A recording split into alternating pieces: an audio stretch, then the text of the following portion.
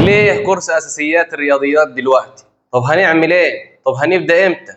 كل التفاصيل في الفيديو ده.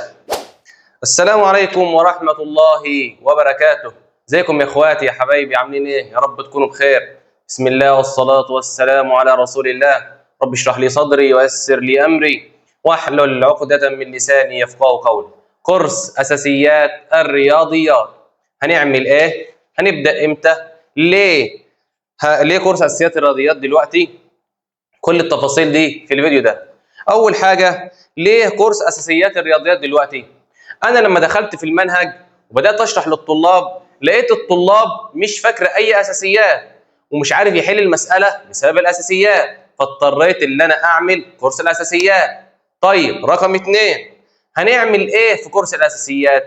ان شاء الله باذن الله هنشرح مع بعض كورس كامل مكثف لاولياء الامور والطلاب. اي حد عاوز يفهم رياضه يسمع الكورس ده، اي حد عاوز يبقى مستواه كويس في الرياضه لازم يتابع معانا كورس اساسيات الرياضيات. طيب هنبدا امتى يا باشمهندس؟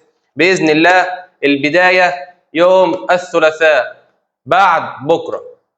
طيب هنعمل ايه؟ هننزل فيديوهات امتى؟ ان شاء الله الفيديوهات هتنزل حد وثلاث وخميس، حد وثلاث وخميس. هننزل ايه وهنعمل ايه؟